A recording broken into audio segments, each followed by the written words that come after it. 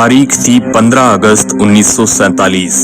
रात को 12 बज रहे थे जब दुनिया की आधी से ज्यादा आबादी नींद के खर्राटों के साथ सो रही थी। उस वक्त भारत की आजादी का वो सुनहरा अध्याय लिखा जा रहा था जिसका हम कई सालों से इंतजार कर रहे थे। अंग्रेजी हुकूमत से आजाद होने की खुशी इतनी ज्यादा थी कि सब लोगों की आंखों में सिर्फ आने वाले आजाद भारत के वो सुनहरे पल नजर आ रहे थे जिसे पिछले कई सालों से अंग्रेजों ने अपनी कैद में कर रखे थे। उस वक्त देश के पहले प्रधानमंत्री पंडित जवाहरलाल नेहरू आजादी का पहला भाषण शुरू करते हैं। इस भाषण को ए ट्रिस्ट विद डेस्टिनी के नाम से जाना जाता है। उनके स्पीच की शुरुआत इन लाइनों से शुरू होती है, हमने नियति को मिलने का एक वचन दिया था और अब समय आ गया है कि हम अपने वचन को निभाए, पूरी तरह ना सही लेकिन बहुत हद तक। आज रात 12 बजे जब सारी दुनिया सो रही होगी, भारत जीवन और स्वतंत्रता की नई सुबह के साथ उठेगा। आखिरकार अंग्रेजी जकड़न की वो काली रात खत्म हुई और सूरज की पहली किरण के साथ आजादी की वह सुनहरी सुबह हुई। लेकिन ये कोई आम सुबह नहीं थी, बल्कि इस आजादी की सुनहरी सुबह को पाने के लिए कई वीरों ने अपने प्राणों का बलिदान दे दिया। लेकिन जितनी खुशी हमें आजादी की हो रही थी, तो दूसरी तरफ एक ऐसी दर्द भरी दास्तां हमारी चौखट पर दस्तक दे चुकी थी। वह थी भारत और पाकिस्तान के बंटवारे की वो लकीर। उस लकीर ने भारत और पाकिस्तान को दो अलग अलग भागों में बांट दिया और यह एक ऐसी लकीर थी जिसका खामियाजा हजारों लोगों ने अपनी जान देकर चुकाया और करोड़ों लोग अपने बसे बसाए घर को छोड़ने के लिए मजबूर हो गए। कुछ महीने पहले जो देशवासी आपस में भाई की तरह मिलकर अंग्रेजी हुकूमत से लड़ रहे थे, वह बंटवारे की लकीर की वजह से एक दूसरे के खूनी दुश्मन बन चुके थे। बंटवारे के इस विस्थापन में इंसानियत पूरी तरह खत्म हो गई। 15 अगस्त 1947 से 9 दिन पहले 60 मुसलमानों का कत्ल अमृतसर में कर दिया गया। इसके ठीक 2 दिन बाद यानी 6 अगस्त 1947 को 74 सिखों का कत्ल लुधियाना फिरोजपुर रोड जलालाबाद के पास कर दिया गया।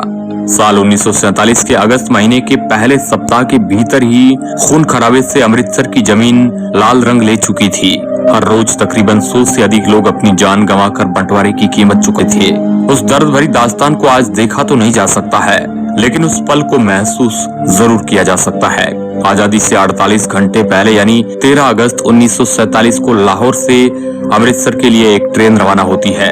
लाहौर के मुगलपुरा स्टेशन से चली इस ट्रेन में अमृतसर एक भी जिंदा इंसान नहीं पहुंचा। 43 हिंदू सिखों को ट्रेन पकड़ने से पहले ही मौत के घाट उतार दिया गया।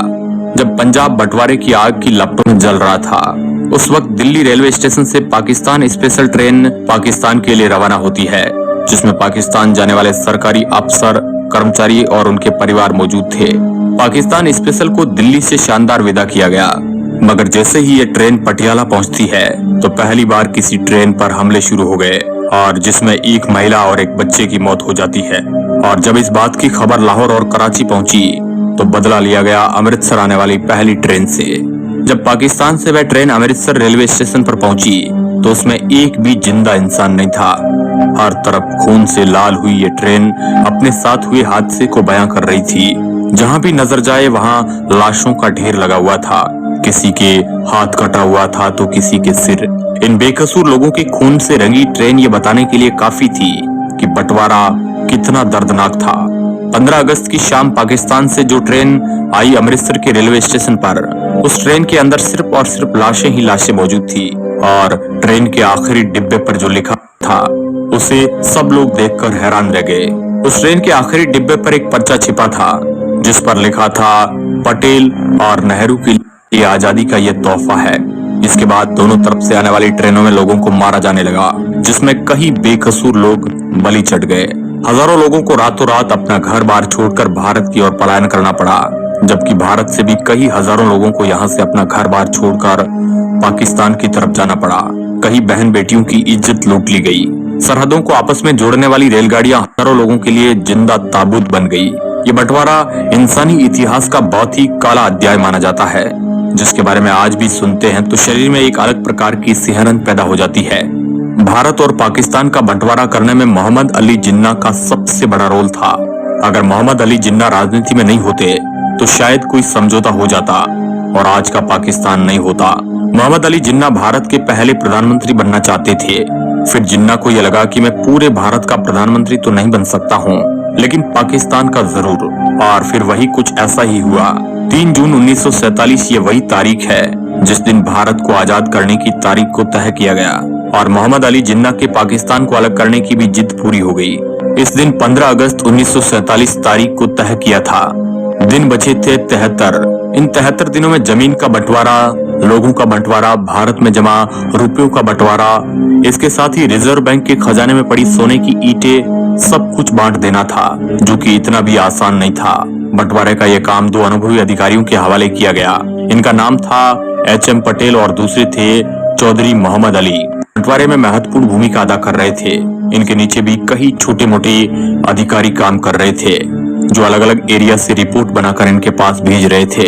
इन्हीं रिपोर्ट के आधार पर ये दोनों अधिकारी बंटवारे की सिफारिश तैयार करते थे, जिन्हें आगे विभाजन परिषद के पास भेजा जाता था, जिसके अध्यक्ष थे खुद लॉर्ड माउंटबेटन। पैसों का बंटवारा कुछ इस तरह हुआ कि भारत की बैंकों में पड़ा पैसा, अंग्रेजों से मिलने वाले पैसे में से 17.5% हिस्सा पाकिस्तान को दिया जाएगा और इसके बदले पाकिस्तान भारत के ऋण का 17.5% हिस्सा चुकाएगा।